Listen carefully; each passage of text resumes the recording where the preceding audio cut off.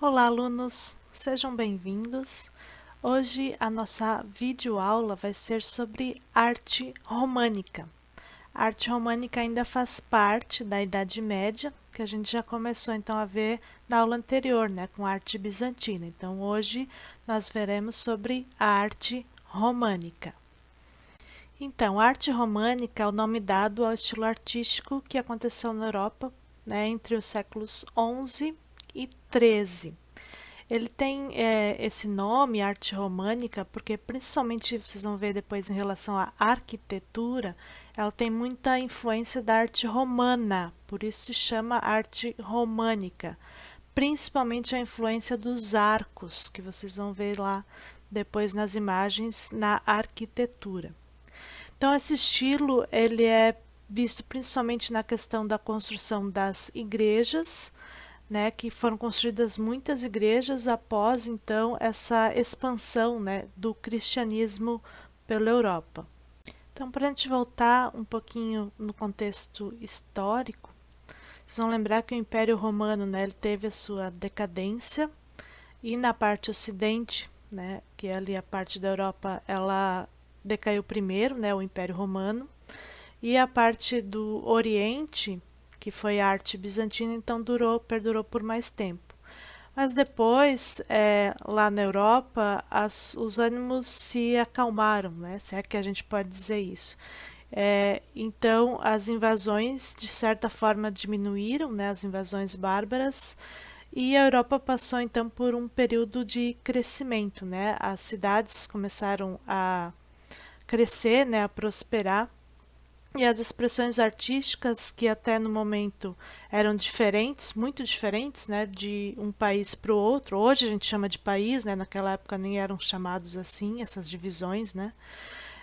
Então passaram a se unificar.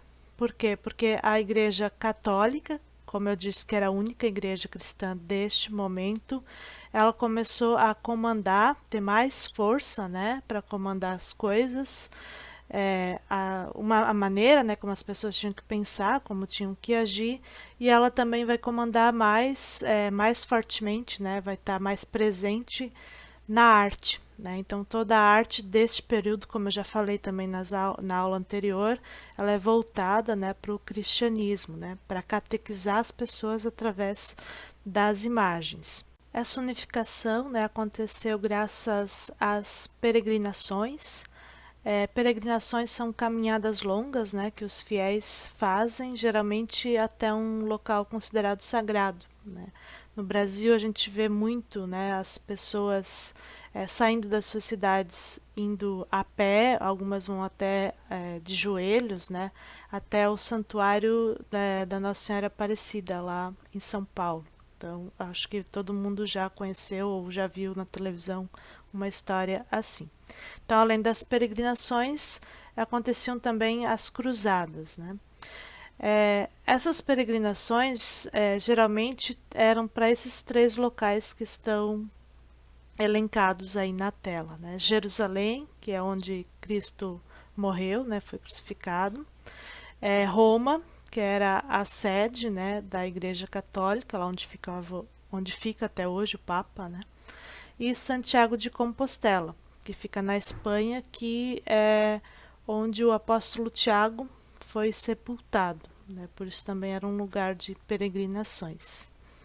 Então, as cruzadas, que vocês já devem ter ouvido falar em história, né? Que estuda mais profundamente esse assunto, era um movimento militar de caráter cristão.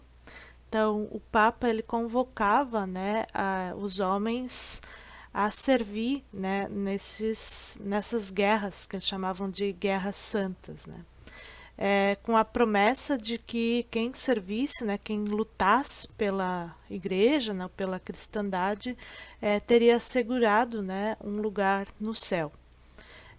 E essas cruzadas, né, esses soldados, eles visavam então colocar a Terra Santa sob o poder dos cristãos, né? Dos cristãos não, da igreja, novamente, né? A Terra Santa Jerusalém, que eu digo, né? Que foi tomada por povos muçulmanos. Até hoje, né, existe essa briga, né, entre os católicos e os muçulmanos, né, pela cidade, né, pela Terra Santa. Então, de modo que a Igreja se tornasse responsável, né, pela unificação da Europa e controlasse também mais ainda, né, o pensamento e a vida cotidiana da época, né. Para quem conhece ou já ouviu falar mais sobre as cruzadas, né, foram guerras santas, então, em nome de Deus, né, os soldados iam para essas batalhas e muitas mortes, né, muitas mesmo, aconteceram, então, e tudo em nome de Deus, né, pela tomada de Jerusalém. Então, muitas igrejas foram construídas nesta época, né, as igrejas de peregrinação, né, que foram muito características deste período. Elas serviam então de pouso, né, de ponto de parada para esses peregrinos e além disso oferecia alguns atrativos, né, como relíquias e objetos que pertenceram a Jesus, a Maria e aos santos, né, como os cravos que pregaram, né, Jesus na cruz, e também os espinhos da coroa de Cristo, eram algumas das relíquias que ficavam nessas igrejas. Então elas serviam de pouso, né, ponto de parada para esses peregrinos e também tinha a questão de exaltação da fé, né, através dessas relíquias, né, esses objetos considerados sagrados. Aqui na imagem é um desenho da Santiago de Compostela, né, na Espanha, da Igreja de Santiago de Compostela. Então, a característica mais significativa, né, da arquitetura românica, então, são a utilização das abóbadas com os arcos, né, que vocês vão ver depois, os pilares maciços para dar sustentação e das paredes espessas, né? Então, por causa também dessas paredes espessas, existem poucas aberturas, né, que são usadas como janelas, então tem pouca iluminação nessas igrejas. Elas eram com essas paredes bem grossas, né, e bastante sólidas e maciças, porque eles viam a igreja também como um refúgio, né, em relação a combates e invasões. Então, eles usavam a igreja como um refúgio mesmo, né, para se proteger. E por isso, então, que essas igrejas eram chamadas de fortalezas de Deus, porque elas eram bem grandes e com as paredes bem grossas, né, como uma fortaleza mesmo. Então, as características: as abóbadas em substituição aos telhados das basílicas, né, porque no início e também nas basílicas lá de Roma, o telhado era de madeira. Né? Mas como neste momento não existia luz elétrica, então a iluminação era feita por velas, era muito fácil, né, acontecer incêndios. Então por isso que eles começaram a usar as abóbadas, porque eles conseguem fazer uma estrutura melhor e de pedra, né, ou de cimento.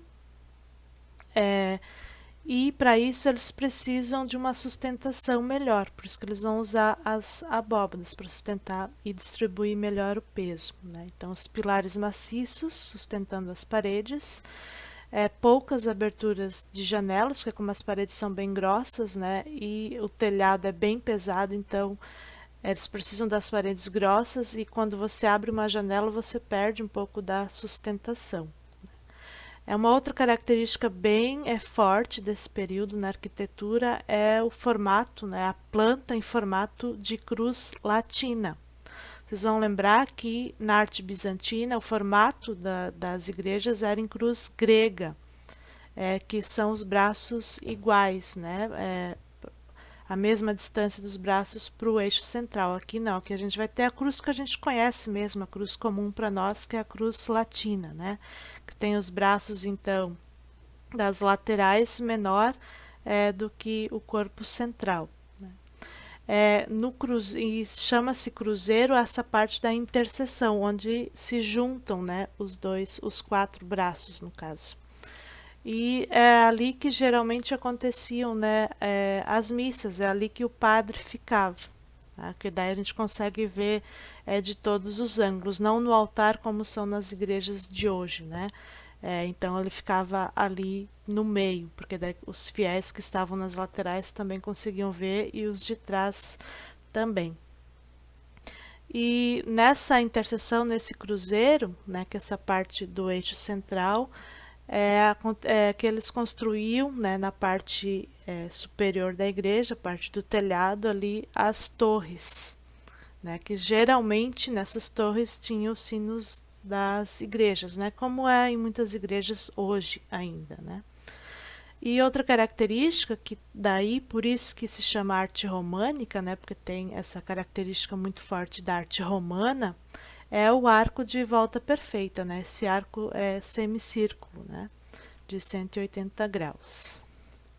Essa parte que eu destaquei aqui em vermelho, que vocês estão vendo, é a parte onde os peregrinos caminhavam, né, dentro da igreja.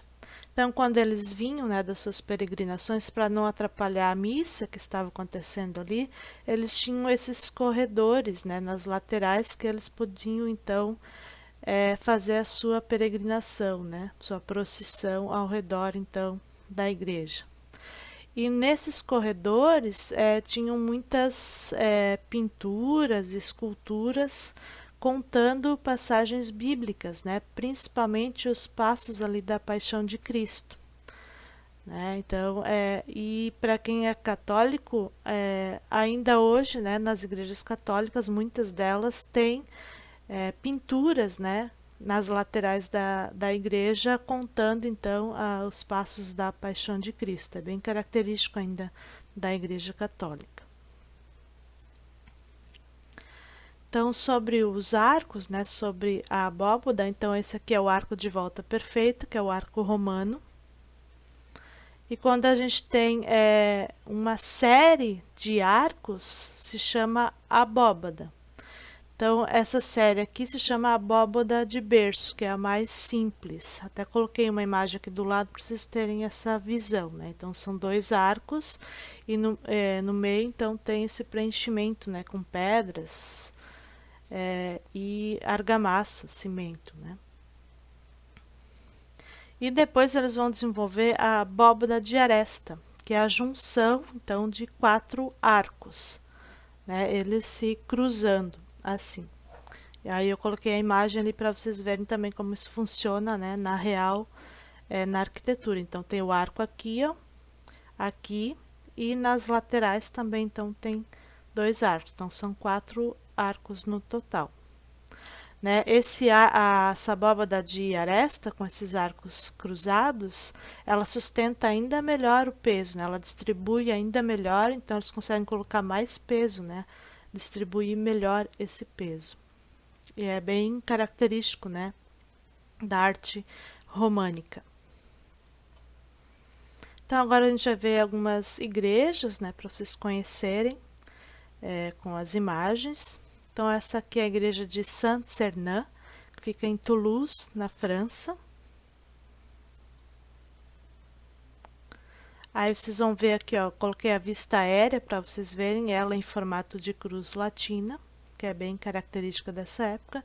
E aqui no cruzeiro, né, que é essa interseção entre os 4 braços, fica a torre principal. Não todas as igrejas, mas uma boa parte delas tem este formato com a torre, o campanário aqui ao meio. Aqui ela é vista por dentro, né, a Saint-Sernin, para vocês verem que ela é pouco iluminada. Claro que hoje já tem luz elétrica, né, e essa fotografia obviamente já foi tirada com a questão da luz elétrica, mas na época era muito mais escuro, né, e era iluminado por poucas aberturas, porque não tinham muitas janelas, e por velas, né. Aqui vocês podem ver os pilares, as paredes bem grossas, os pilares bem reforçados, né, para sustentar todo este peso. Essa aqui é a Santiago de Compostela, né, que era uma das igrejas de peregrinação. Como eu falei lá no início, é aqui que eles acreditam, né, que foi enterrado o apóstolo Tiago. Essa fica na Espanha. Aqui ela vista de cima, para vocês verem também que ela tem o formato de cruz latina. A diferença é que ela tem mais torres, estão vendo? Mas tem a torre também aqui na interseção, né, no cruzeiro. Aqui ela vista por dentro, tá? Seja bem mais iluminada e bem mais chique, né? Pode ver pelos lustres aqui, né? Isso, claro, foi colocado depois, né? Na época não tinha luz elétrica. E a mais famosa delas, que poucas pessoas conhecem o complexo todo, é a Catedral de Pisa, que fica na Itália. A maioria das pessoas só conhecem a Torre de Pisa, né? Que é essa torre torta, né? Inclinada. Porque muitas pessoas gostam também de tirar fotos, né? Nessa torre. Mas na verdade não é só a torre é só um pedaço do complexo da Catedral de Pisa. Então tem a catedral, a Torre de Pisa, que na verdade é o campanário, então é aqui que ficam os sinos da igreja, e lá na frente fica o batistério, que é o lugar onde na época eles faziam os batismos, né?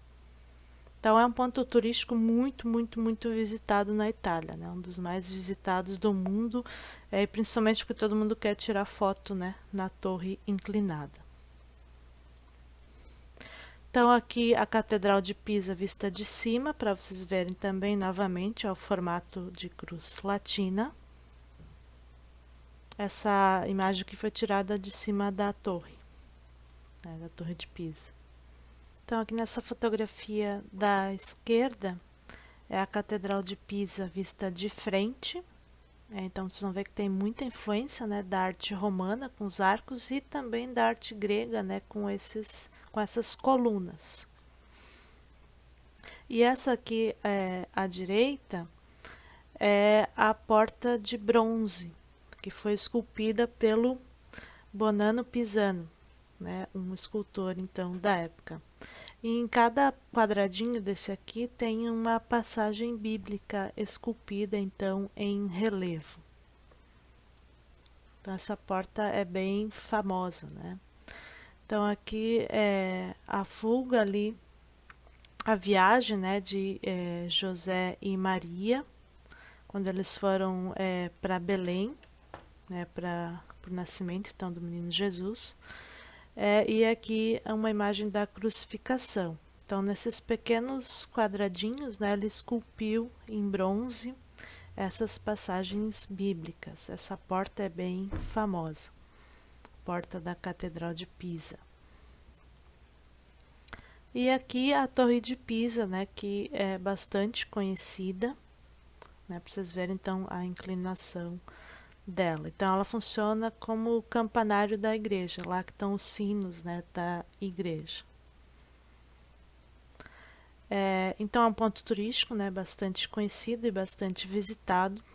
Eu imagino que deve ser muito estranho, né, andar pela torre, porque deve dar a impressão que você está caindo, né? Quem tem labirintite deve ser muito perigoso, né, andar por essa torre.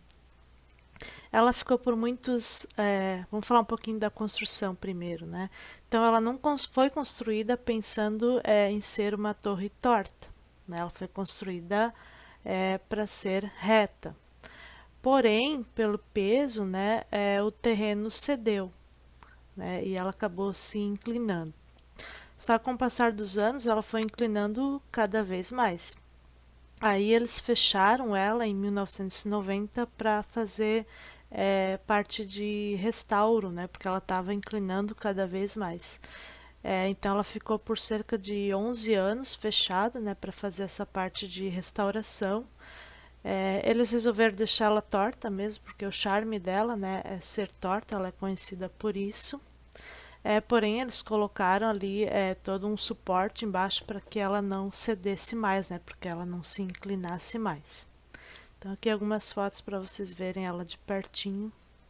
Então, é possível, né, os turistas, hoje ela já está aberta de novo ao público, então é possível você andar pela torre e chegar até o topo, né, da Torre de Pisa.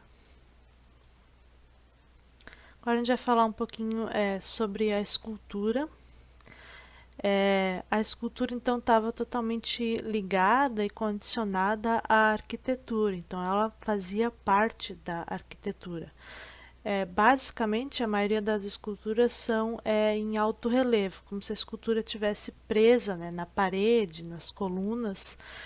Então, elas são entalhadas e têm o tamanho do elemento para onde o lugar, né, onde elas ocupam, o lugar onde elas foram esculpidas, como se elas se acomodassem naquele espacinho lá que tinha naquele lugar. Então, por isso, porque elas eram acomodadas em pequenos espaços, né, para contar histórias, passagens bíblicas, elas eram muito esquematizadas, então não eram realistas, né? Porque a intenção aqui não é trabalhar a questão da técnica ou a beleza em si, e sim contar uma história, como uma história em quadrinhos, né? A mensagem é rápida e objetiva. A gente olha, a gente já entende, não precisa ficar olhando muito para entender o que a imagem quer dizer. Nessa imagem que eu coloquei nesse slide aqui, ó, vocês vão ver, é quando o Judas, né, o traidor, ele se enforca. Né? Então estão os demoninhos ali, né, os diabinhos, puxando a corda ali do Judas. Essa aqui então é uma outra imagem, né, de escultura, essas esculturas em alto relevo. E essas esculturas aqui, essa parte que se chama tímpano, é a parte de cima da porta principal, né, geralmente a principal da igreja ali da entrada. Essas esculturas aqui que eu estou mostrando agora, elas simbolizam o juízo final, né, quando existe então a escolha ou a separação do bem e do mal, né, dos que foram bons, né, durante a vida e que merecem então ir para o céu, e dos que não foram tão bons, né, e merecem ir para o inferno. Então, a visão que a gente tem hoje de inferno, esse medo que a gente carrega, né, do inferno, acho que na infância a gente carrega bem mais esse medo, vem desta época, né? Porque eles diziam, né, o Papa ali e a igreja pregava, né, que se você não fizesse as coisas direito, você ia para o inferno, né? Se você não pagasse o dízimo, você ia para o inferno. Né? Então as pessoas, como não tinham conhecimento, não sabiam ler e escrever, não sabiam ler o que estava escrito na Bíblia ali, né, para dizer se era aquilo ou se não era, eles acabavam, né, acreditando. É fácil enganar uma pessoa quando ela é ignorante, né, quando ela não tem conhecimento. Então as pessoas viviam apavoradas, né? Porque elas tinham muito medo de ir para o inferno. Então nessas esculturas, imagina você chegar na igreja e já dar de cara com uma escultura dessa, né? Com essas esculturas em alto relevo, contando essas histórias, né? Do inferno. Claro, né? Que todo mundo ia ficar com medo. Então aqui eu separei alguns detalhes, né? Dessas esculturas em alto relevo, desse tímpano ali que eu mostrei no outro slide. Eu separei mais a parte do inferno que é mais curiosa pra gente, né? Mais engraçado. Então aqui estão vários seres, né? Meio monstruosos, meio demônios, assim. E tem aqui o anjo Miguel pesando as almas, né? Para ver quem ia para o céu, quem ia para o inferno. Se vocês forem resgatar um pouquinho nas nossas aulas, vocês vão lembrar de que quem fazia isso nessa pesagem eram os egípcios, né? Lá a pesagem do coração do faraó. Então eles pegam algumas histórias antigas, né? Eles se apropriam de histórias de outras civilizações para passar essa mensagem, né? Para passar esse medo, né? Para os fiéis, porque se eles não forem para a igreja, eles estão condenados ao inferno, ou se eles não fizerem o que a igreja pede para eles fazerem, eles serão condenados, né? Suas almas para o inferno. Então aqui está um dos demônios, ó, pegando as pessoas, né, para levá-las para o inferno. E aqui embaixo, ó, tem pessoas também, e algumas até ficam assim abaixadas, né, para as mãos ali, ó, tá vendo as mãos tentando pegar, né, uma das pessoas, e a pessoa tá ali apavorada, né, porque não sabe o que fazer, né. As outras aqui até estão abaixadinhas para não serem pegas, né, pela mão ali que leva elas para o inferno, né? Então essa visão, esse medo de inferno vem desta época. Tá? Então, em relação à pintura, ela também vai estar ligada à arquitetura, né, românica, na decoração das igrejas, né? Então vão se fazer contagem de passagens bíblicas, né, representações bíblicas através então da pintura. E geralmente eles usam, né, a técnica do afresco, que é a pintura direta na parede, feita ainda com a parede úmida. Talvez estejam se perguntando, né, e a pintura em tela, né, que a gente conhece da maioria dos pintores, né, de hoje. Essa pintura em tela vai acontecer só lá no Renascimento, tá? Então ainda aqui não existe essa questão da pintura em tela. Então geralmente são pinturas em afresco, né, que é essa pintura direta na parede úmida. Então as características vão ser muito próximas da arte bizantina, que vocês já viram anteriormente, né, em relação à pintura. Então, as duas principais características são a deformação e o colorismo. O colorismo é que não tem, então, são o uso das cores puras, então não tem o efeito gradação de cor, o efeito degradê, né, que dá aquela impressão de volume. A gente chama de cor chapada, quando é a cor pura sem gradação, né? E a deformação, ela acontece, por exemplo, né, quando eles fazem figuras maiores umas que as outras, ou a falta de proporção, às vezes a cabeça é enorme, né? Ou os braços são maiores, enfim. Então essa questão da deformação é para mostrar. Então, as figuras maiores são as mais importantes, né? E outra característica que vocês não podem esquecer é a auréola, né? Que está presente também por toda, né, a Idade Média. Então, algumas pinturas aqui para vocês verem. Então, como eu falei, o uso da cor chapada, então não tem gradação de cor. Essa deformação, ó, vê como Jesus aqui, que parece mais uma mulher, né? Mas ele é bem maior, né, que os demais. E esse que parece estar com o pescoço quebrado, ó. Então eles não têm essa preocupação, porque a intenção deles aqui é passar a mensagem de forma rápida e objetiva, né? E não a intenção de ter uma técnica apurada ou a beleza estética em si. Aqui também esses anjos, olha a cara desses anjos, né? Nem parecem anjos, se a gente for pensar, porque quando a gente pensa em anjo, qual é a imagem que a gente faz do anjo, né? Uma imagem de uma pessoa delicada, suave, bela, né? A gente não vê nada disso aqui, né? Então eles levam, olha o bebê, né? Eles estão levando um bebê para o céu. Olha a cara desse bebê, parece que ele levou uma surra, né? Então, eles não estão preocupados em transmitir beleza e sim transmitir a mensagem. E aqui a pesagem também, ó, das almas, né? O anjo Miguel ali fazendo essa pesagem. E novamente nessa questão de proporção e do colorismo, né? Que é a falta de gradação de cor. E esse aqui também fica no altar de uma das igrejas. E olha esse Cristo, que medonho, né? Dá até medo dele. Então aqui é meio sisudo, assim, meio carrancudo, né? E olha a questão da proporção, né? Os pezinhos que pequenininhos em relação ao restante do corpo. E a pintura, então, além de estar dentro das igrejas, né, nos afrescos, elas vão ocorrer também nas iluminuras. Iluminura, então, é a ilustração, né, de pergaminhos e livros manuscritos. Nessa época não existia a impressão, né, ou nem a impressão, aquela tipo de impressão mais antiga, mais rudimentar, não existia ainda, então eles faziam a pena mesmo, né? Com o tinteiro, manualmente. Então, os monges, né, que viviam nos mosteiros, alguns deles, então, que tinham esse trabalho, né, que a gente chama de monges copistas, que eles copiavam, então, as Bíblias, né, e textos bíblicos, textos sagrados. Então, essas iluminuras são esses desenhos, essas pinturas que estão nos textos, né, nesses manuscritos.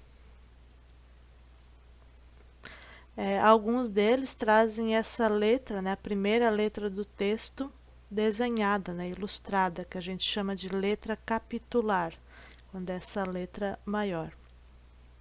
Todos os escritos dessa época, né, os escritos cristãos, eles estavam escritos em grego ou, a maioria, em latim. Então, pouquíssimas pessoas sabiam falar latim, e as missas também eram feitas em latim. Então, o fiel ia na igreja lá, não entendia nada com nada, né, do que eles falavam, porque eles falavam só em latim, as missas. Então, o que eles aprendiam mesmo era através das imagens, né, da arte feita na época, porque entender alguma coisa que eles falavam, não entendiam nada mesmo. Então, aqui são outros exemplos de iluminura. Então, sobre arte românica, seriam estas imagens que eu tenho para mostrar para vocês.